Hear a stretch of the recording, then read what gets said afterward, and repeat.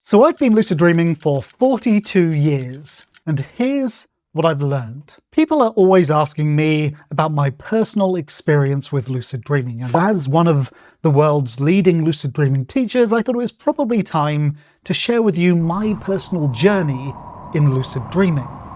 So buckle up, because this is probably going to be the longest video here on this channel, and with that in mind, it's probably best if you grab a cup of tea, pop in some headphones. You can listen to this video, you don't have to watch the screen, although I will pop a few interesting images up every now and then. And for those of you who don't know who this person is, I'm Daniel Love, the Lucid Guide.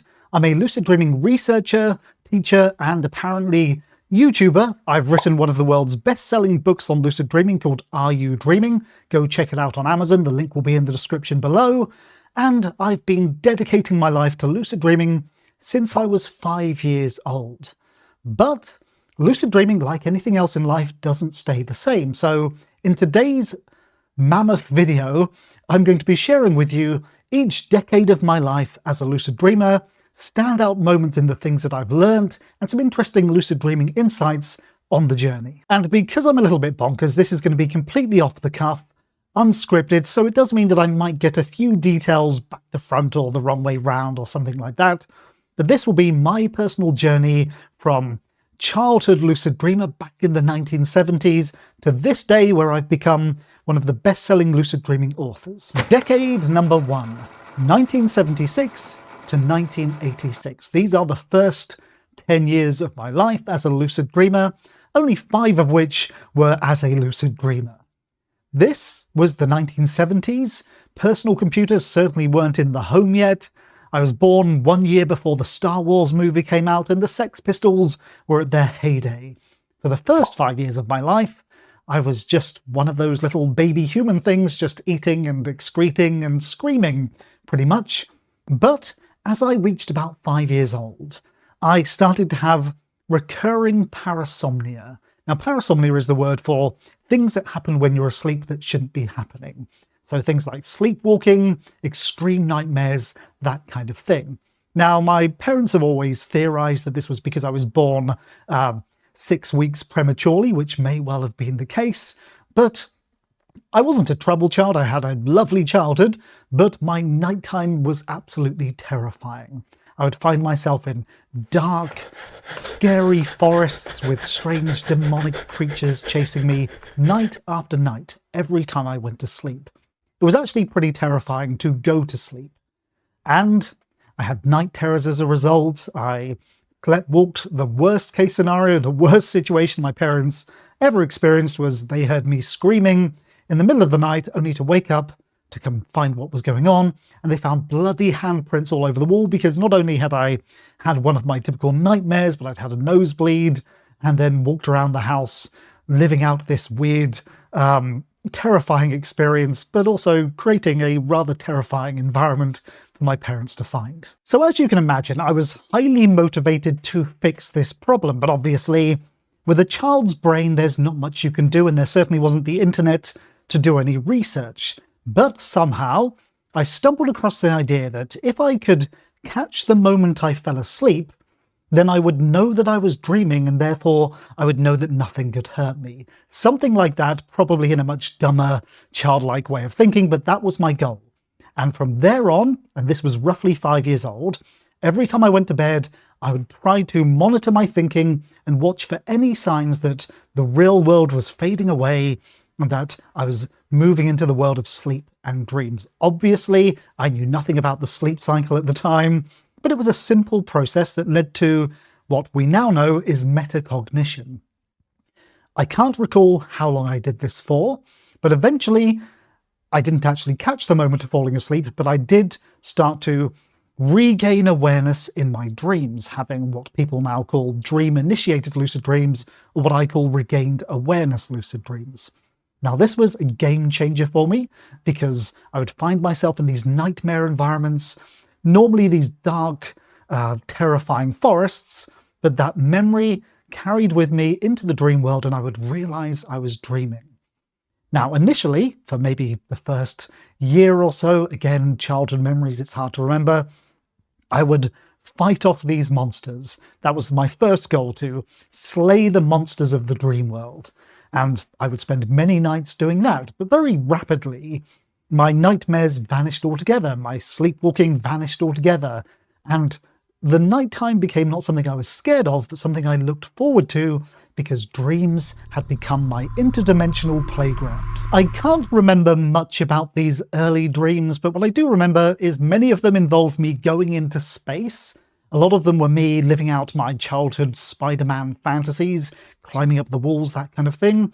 But there was a recurring dream character, or dream figure, or what I call dreamling, that came into many of my dreams. It was a female, probably roughly in her mid-20s, and this character would teach me about the dream world, almost like a mother figure.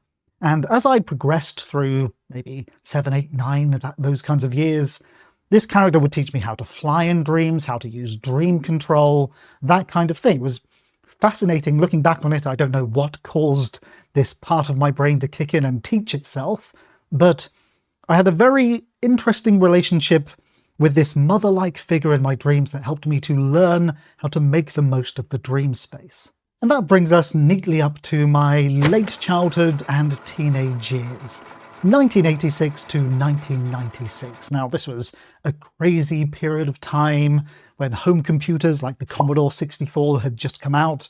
Technology was just starting to get its tendrils into society. There were TV shows like Knight Rider and the A-Team. There was the AIDS epidemic. There was the fall of the Berlin Wall. It was a very, very strange time. And as you can imagine, your teenage years are incredibly formative and you go through a lot of different changes, so I'm going to have to compress a lot into this decade. But I didn't yet know that lucid dreaming had a name. I didn't know that other people could do it. And there were two things that happened during my teenage years that changed that forever. One was I saw Dr. Keith Hearn appear on television and talk about his dream machine and studies in lucid dreaming. And at the same time, Dr. Stephen LaBerge was doing his research just a couple of years later. And so lucid dreaming started to seep into the public consciousness. This was when I learned that lucid dreaming had a name, so I had a thread that I could pull on and learn more, but that happened later in my teenage years. So initially, what happened was, as puberty kicked in, as I became your typical spotty teenager, my ability to lucid dream started to fade out somewhat.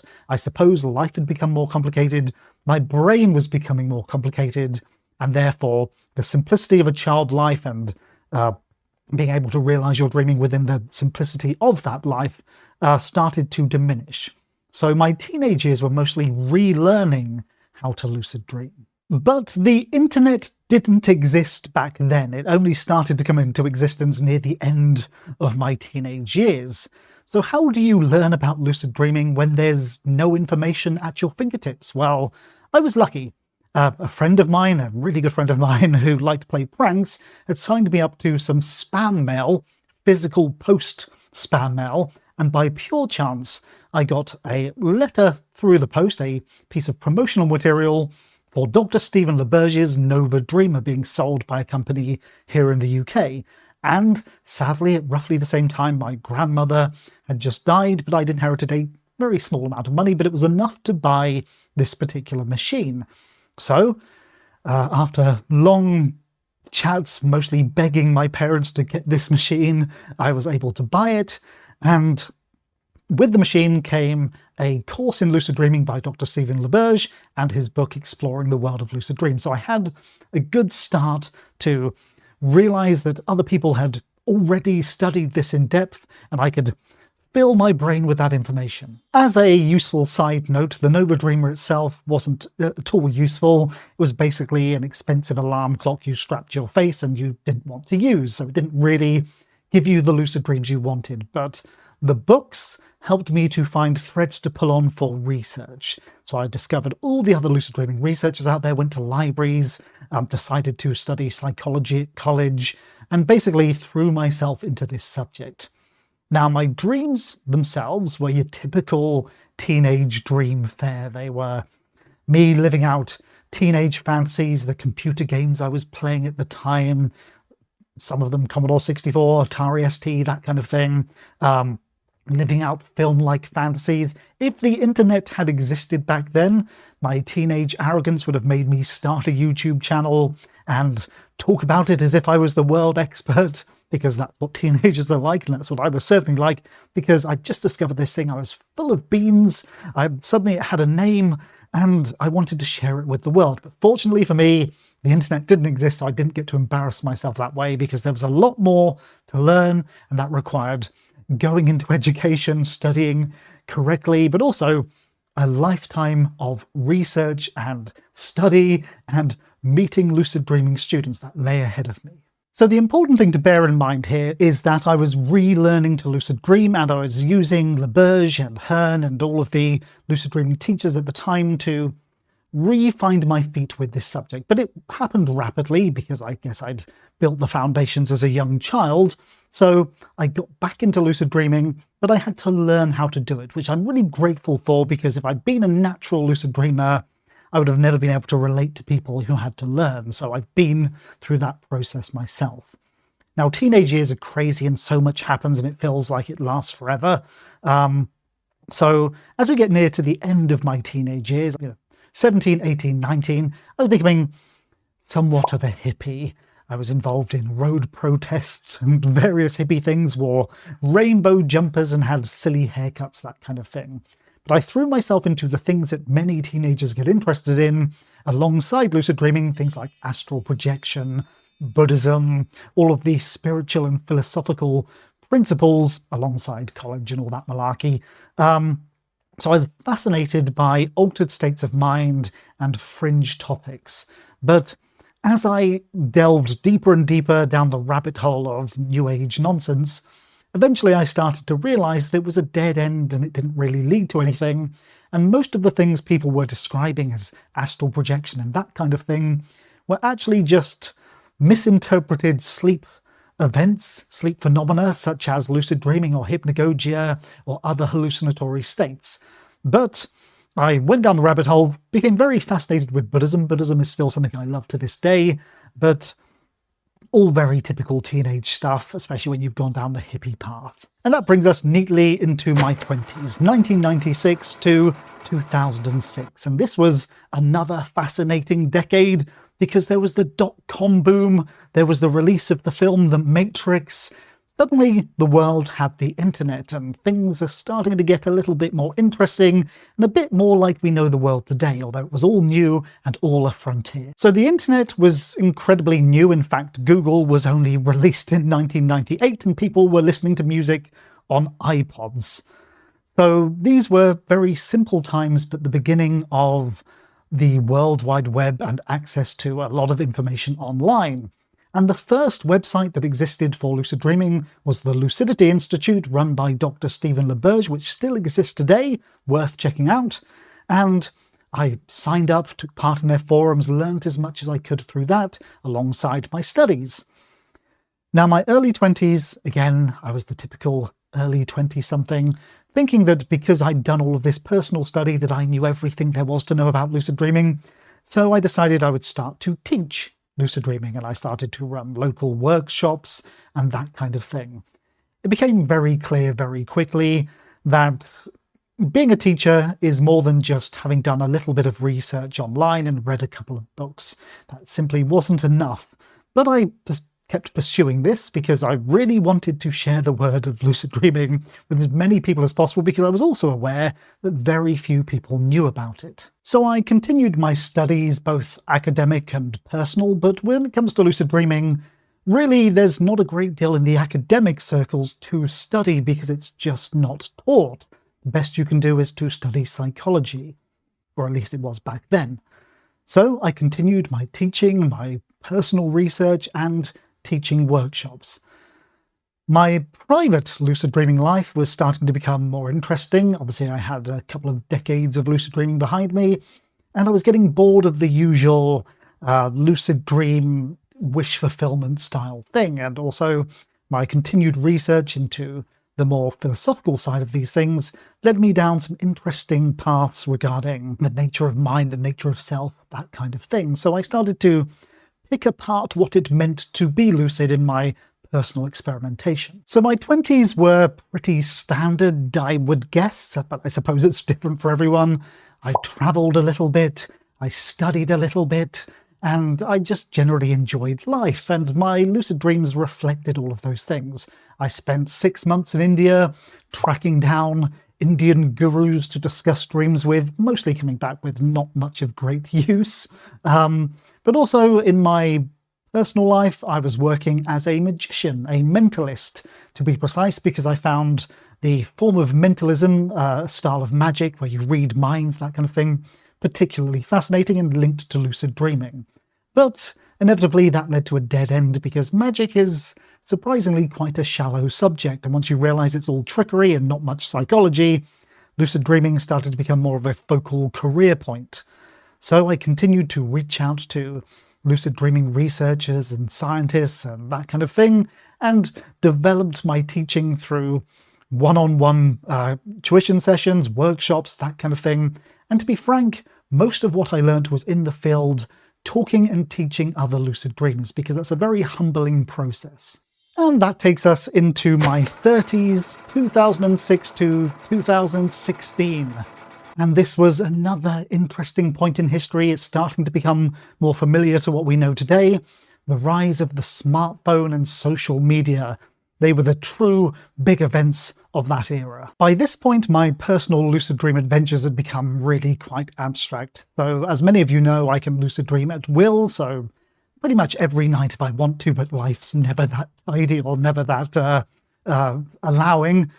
But I was, at this point, throwing myself fully into being a lucid dreaming researcher and teacher, and reaching out to people like Dr. Keith Hearn, now a good friend, which is amazing, seeing as I saw him back on TV in my teenage years.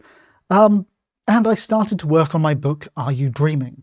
At this point, many, many years had passed since LaBerge had released his fantastic book exploring the world of lucid dreaming, and there'd been very little value added to the subject in that time.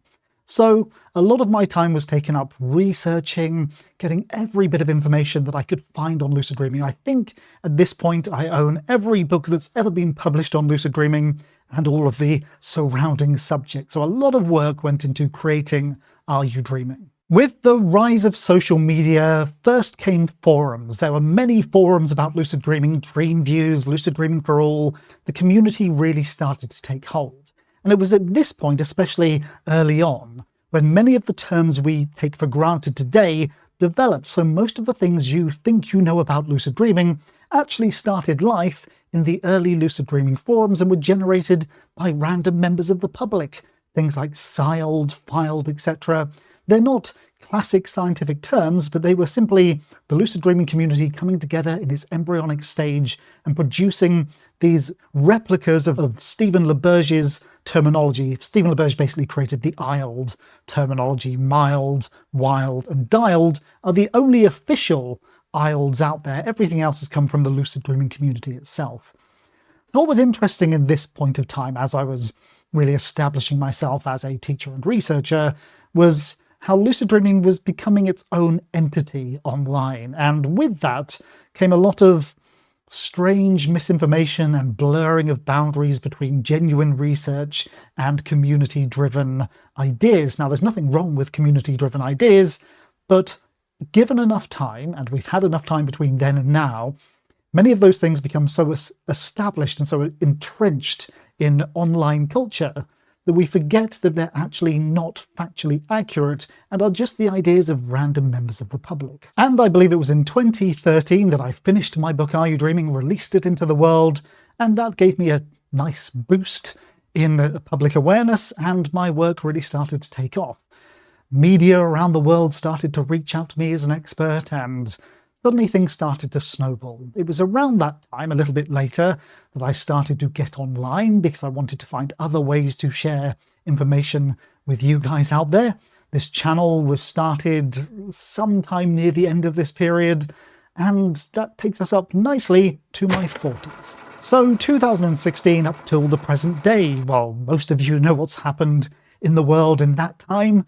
It's been a bit of a roller coaster, hasn't it?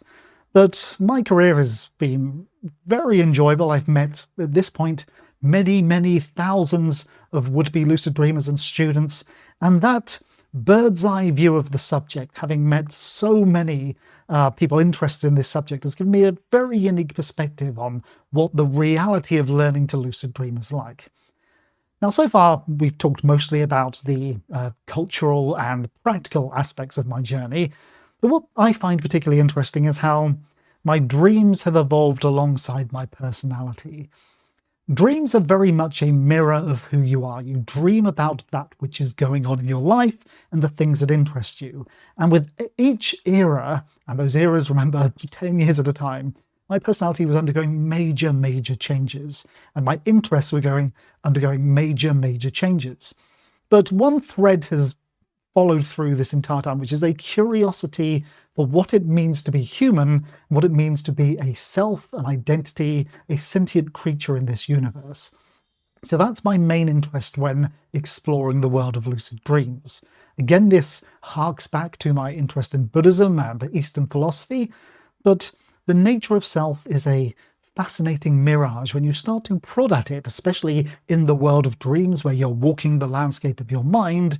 You start to realize that you aren't what you think you are. And I suppose this journey reflects my attitude towards lucid dreaming, because I see lucid dreaming as this friend that has followed me throughout life, and it has changed with me. And when I see lucid dreaming taught online, the majority of the times it's taught in a way which was very similar to where I was at in my teenage and 20s, using it as wish fulfillment or just a little bit of fun. But really, this subject, when you take it seriously, when you realize what you're actually doing, it's something much deeper. It is a tool to explore the nature of mind and consciousness itself. And that's what I aim to teach.